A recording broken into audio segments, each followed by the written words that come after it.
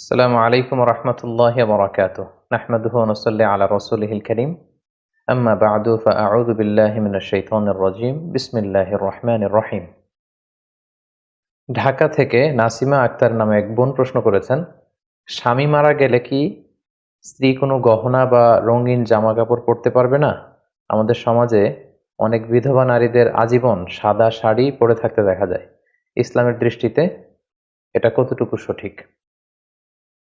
প্রিয় বোন নাসিমা, আপনার এই প্রশ্নের উত্তরে বলবো, কোনো ব্যক্তি যখন মারা যায় তখন তার নিকট আত্মীয়দের ওপর শোক পালন করার বৈধতা ইসলাম দিয়েছে এবং সেই শোক পালনের সময়সীমা হচ্ছে 3 দিন। 3 দিনের বেশি শোক পালন করা যাবে না।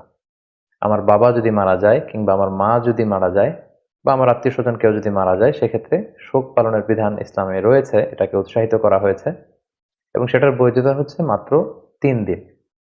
কিন্তু এক্ষেত্রে একমাত্র ব্যতিক্রম হচ্ছে যদি স্বামী মারা যায়, সেক্ষেত্রে স্ত্রী শুধু 3 দিন শোক পালন করবে না।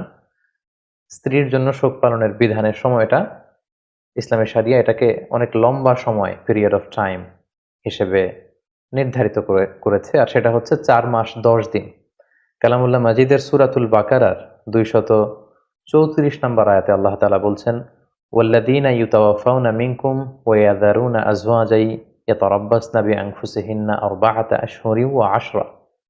অর্থাৎ তোমাদের মধ্য থেকে যদি কেউ মারা যায় এবং সে যদি তার স্ত্রীকে রেখে দুনিয়া থেকে বিদায় নেয়, সেক্ষেত্রে তার স্ত্রী 4 মাস 10 দিন নিজেকে ঘরে আবদ্ধ রাখবে।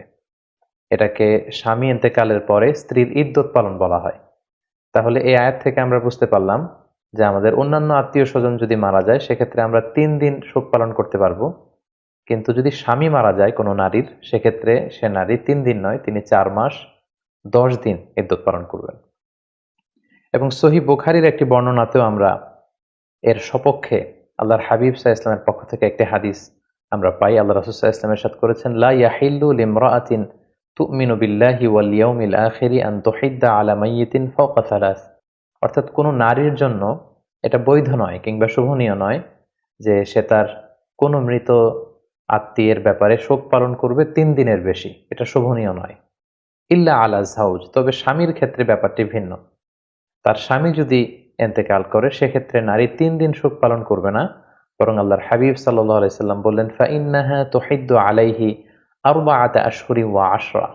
সেক্ষেত্রে সে নারী 4 মাস 10 দিন শোক পালন করবে বা ইদ্যত পালন করবে।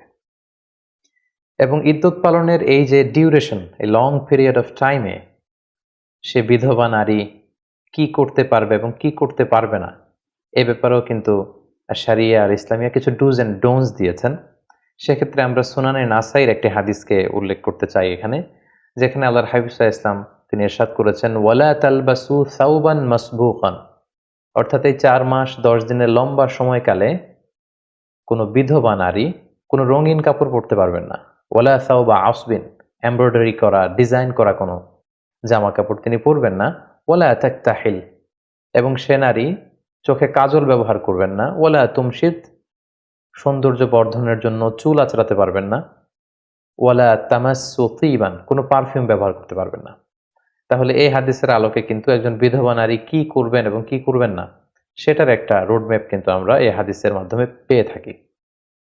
এখন প্রশ্ন হচ্ছে যে অন্যান্য আত্মীয় স্বজন মারা গেলে শোক পালনের বিধান হচ্ছে মাত্র 3 দিন, কিন্তু স্বামী মারা গেলে একজন স্ত্রীর জন্য 4 মাস 10 দিন কেন এই ডুজ এন্ড ডোন্টস গুলো পালন করতে হবে? এবং 4 মাস 10 দিনের এই ইদ্যত পালনের নেপথ্যে সিগনিফিকেন্স বা তাৎপর্যটা কি, সেটা হচ্ছে প্রশ্ন। এক্ষেত্রে স্কলারগণ কিছু কারণ এই 4 মাস 10 দিনের ইদ্যতের পেছনে ওনারা বের করেছেন। এর মধ্যে একটি কারণ এরকম হতে পারে যে স্বামী মৃত্যুর পরপরই যদি তার স্ত্রী খুব আনন্দ উল্লাসের সাথে সাজুগুজু করে ঘর থেকে বের হয়, তাহলে এই নারীর চরিত্রের ব্যাপারে অনেকে প্রশ্ন তুলতে পারেন যে এটা কেমন স্ত্রী, যার প্রিয়তমা স্বামী পৃথিবী থেকে বিদায় নিয়েছে আর তার কিছুদিনের মধ্যেই তিনি সেজে গুজে নিজেকে প্রচার করে প্রসার করে তিনি রাস্তাঘাটে বের হচ্ছেন বা হাঁটাহাঁটি করছেন। এটা মানে তাদের ভালোবাসার ব্যাপারে, বিশেষ করে সে নারীর চরিত্রের ব্যাপারে অনেকের প্রশ্ন আসতে পারে যে তাহলে কি তিনি তার স্বামীকে পছন্দ করতেন না? যদি স্বামীকে পছন্দ করেই থাকেন, তাহলে স্বামী বিদায় নেওয়ার পর তো তিনি শোক পালন করবেন। তিনি তো খুব আপসেট থাকার কথা। এটা হচ্ছে একটা কারণ। আরেকটি কারণ হতে পারে যে যেহেতু স্বামীর ইন্তেকালের পরে একজন স্ত্রীর মানসিক অবস্থাটা খুব ভঙ্গুর থাকার কথা, তিনি মানসিকভাবে খুবই কঠিন একটা অবস্থায় পড়ে যান। তো সেই কঠিন পিরিয়ডটাকে কাটিয়ে উঠবার জন্য ইসলামী শরিয়া তার জন্য একটি লম্বা সময় দিয়েছেন, 4 মাস 10 দিনের একটা লম্বা সময়। এই সময়ের মধ্যে তিনি নিজেকে সামলে নিতে পারবেন, নিজেকে গুছিয়ে নিতে পারবেন, বা স্বামী হারানোর যে বেদনা, যে হাহাকার, যে কষ্ট, সেটা থেকে তিনি হয়তো উঠে আসতে পারবেন। সবচেয়ে যে বড় কারণটি স্কলাররা উল্লেখ করেছেন সেটা হচ্ছে স্বামী ইন্তেকালের কারণে সে স্ত্রীর জরায়ুতে তার লেট হাজব্যান্ডের কোনো স্পার্ম রয়ে গিয়েছে কিনা এটাকে নিশ্চিত করার জন্য 4 মাস 10 দিনের এই লম্বা সময়টা তার বাসায় অবস্থান করাটা জরুরি। ফলে এটা কনফার্ম হওয়া যাবে যে মৃত স্বামীর কোনো স্মৃতি ওই বিধবা স্ত্রীর পেটে রয়ে গিয়েছে কিনা। কেননা ইসলাম এই নাসালকে, বংশ পরিক্রমাকে, কার বাবাকে, কোন বংশ থেকে কার জন্ম হলো, এই বিষয়গুলোকে ইসলাম খুব বেশি গুরুত্ব দেয়। সেজন্য যদিও আধুনিক চিকিৎসা বিজ্ঞানের কারণে অগ্রিমভাবেই বা আগে থেকেই হয়তো জেনে যাওয়া সম্ভব হচ্ছে যে এই মহিলা প্রেগনেন্ট কি প্রেগনেন্ট না, কিন্তু ইসলামী শরিয়া এখানে একটা লম্বা পিরিয়ড অফ টাইম আমাদেরকে বেঁধে দিয়েছে এবং সেটাই আমাদেরকে পালন করতে হবে, আর সেটা হচ্ছে 4 মাস 10 দিন। সো আমরা এই 4 মাস 10 দিনের লম্বা সময়ের মধ্যে এটা বোঝা যাবে যে আগের স্বামীর কোনো স্পার্ম এই বিধবা নারীর জরায়ুতে আছে কিনা, এবং তিনি যদি সন্তান সম্ভবা হন তাহলে বুঝতে হবে এই সন্তানটি যে স্বামী পৃথিবী থেকে বিদায় নিয়েছেন সেই স্বামীর। যদি এমনটি হতো, এরকম লম্বা পিরিয়ড অফ টাইমের ইদ্যত যদি পালন করার আদেশ ইসলাম না দিত, আর সেক্ষেত্রে বিধবা হওয়ার পরপরই কোনো নারী যদি আবার নতুন বিবাহ বন্ধনে আবদ্ধ হয়ে যান এবং নতুন স্বামীর সাথে যদি তিনি শারীরিক মেলামেশা করেন এবং তারপরে যদি এই বিধবা নারী গর্ভবতী হন, তাহলে এখানে একটা সন্দেহ থেকে যায় যে এই যে পেটের গর্ভের যে সন্তান, এটা কি নতুন স্বামীর স্পার্ম থেকে এসেছে নাকি যে স্বামী গত হয়েছে কিছুদিন আগে তার স্পার্ম থেকে। সো ইসলাম এই বিষয়টাকে খুবই গুরুত্ব দেয় এবং এই বিষয়টা এনশিওর হওয়ার জন্যই বেসিক্যালি 4 মাস 10 দিনের এই লম্বা ইদ্যতের সময়টাকে একজন বিধবা নারীর জন্য ইসলামী শরিয়া আবশ্যক করে দিয়েছে। এক্ষেত্রে আরো একটি বিষয় আমাদেরকে খেয়াল রাখতে হবে। আমাদের বাংলাদেশে যে কালচারটি প্রচলিত আছে, অনেক নারী যখন বিধবা হন, অর্থাৎ তাদের স্বামীদেরকে তারা হারান, তখন তারা আজীবনের জন্য সাদা কাপড় বেছে নেন, আজীবনের জন্য শোক পালন করেন। আসলে শোক পালনের বিধানটি আজীবনের জন্য নয়, এটা হচ্ছে 4 মাস 10 দিনের জন্য একটা পিরিয়ড।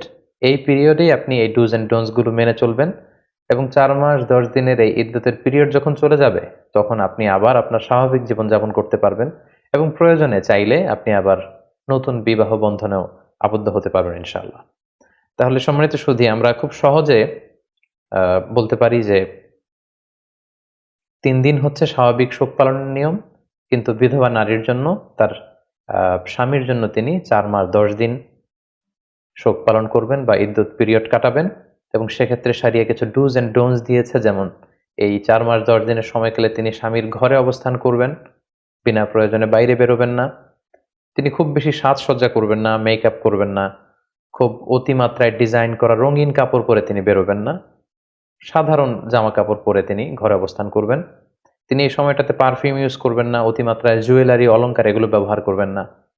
নিজের সৌন্দর্য বাড়ানোর জন্য সাজসজ্জা হিসেবে আমরা যে মেহেদি ব্যবহার করি বা চোখে কাজল দেই, এগুলো তিনি ব্যবহার করতে পারবেন না।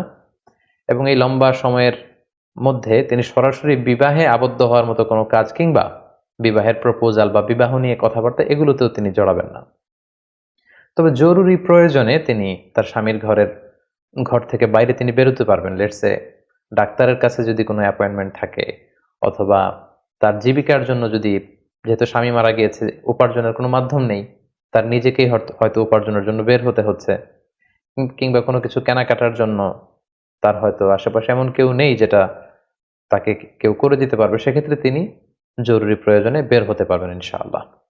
তবে এক্ষেত্রে একটি ব্যতিক্রম হচ্ছে, কোনো নারী যদি বিধবা হওয়ার পাশাপাশি প্রেগনেন্ট হয়ে থাকেন, তখন তিনি যখন তার বাচ্চাকে ডেলিভারি করবেন, ওই ডেলিভারি করার মধ্য দিয়েই তার ইদ্যত পিরিয়ডটা শেষ হয়ে যাবে। সেক্ষেত্রে 4 মাস 10 দিনের জন্য আর তার অপেক্ষা করতে হবে না। উদাহরণস্বরূপ, কোনো নারী হচ্ছে লেটসে আমরা বলতে পারি যে 8 মাসের গর্ভবতী একজন নারী, ইন দ্য মিন টাইম তার স্বামী মারা গেল এবং স্বামী মারা যাওয়ার 10 দিন পরেই তার পেটের বাচ্চা ভূমিষ্ঠ হলো। সেক্ষেত্রে এই বাচ্চা ভূমিষ্ঠ হওয়ার মধ্য দিয়েই এই বিধবা নারী ওনার ইদ্যত পিরিয়ডকে শেষ করতে পারবেন। সেক্ষেত্রে তার 4 মাস 10 দিনের জন্য বসে থাকতে হবে না। কারণ আমরা শুরুতে বলেছি এই 4 মাস 10 দিনের নেপথ্যে মূল কারণ হচ্ছে এইটা চেক করা যে তার গর্ভে তার লেট হাজবেন্ডের কোনো স্পার্ম আছে কিনা, কোনো সন্তান আছে কিনা। আর সেই সন্তানই যখন ভূমিষ্ঠ হয়ে গিয়েছে সেক্ষেত্রে আমরা এখন নিশ্চিতভাবে বলতে পারি যে আগের স্বামীর কোনো স্মৃতি এই বিধবা নারীর পেটের মধ্যে আর অবশিষ্ট নেই। ফলে সন্তান ভূমিষ্ঠ হওয়ার মধ্য দিয়ে তিনি তার পিরিয়ড শেষ করবেন। এক্ষেত্রে খুব সোজা সাপটা ভাবে সূরাতুত তালাকের 4 নম্বর আয়াতে আল্লাহ তাআলা বলছেন ওয়া উলাতুল আহমালি আজালুহুন্না আইয়াদা'না হামলাহুন, অর্থাৎ গর্ভবতী নারীদের ক্ষেত্রে ইদ্যত হচ্ছে তার ডেলিভারি। তার পেটের বাচ্চা যখন ভূমিষ্ঠ হয়ে যাবে, এই ভূমিষ্ঠ হওয়ার মধ্য দিয়ে তার ইদ্যত পিরিয়ড শেষ হবে। সেক্ষেত্রে 4 মাস 10 দিনের জন্য আর অপেক্ষা করতে হবে না। তো প্রিয় বোন নাসিমা, আশা করি আপনি আপনার উত্তর পেয়েছেন যে একজন বিধবা নারীর জন্য 4 মাস 10 দিনের যে ইদ্যত পিরিয়ড ইসলামী শরিয়া দিয়েছে, সেই সময়টাতে তিনি কি করতে পারবেন, কি করতে পারবেন না, এ ব্যাপারে ইসলামী শরিয়ার বিধানগুলো আশা করি আপনি বুঝতে পেরেছেন।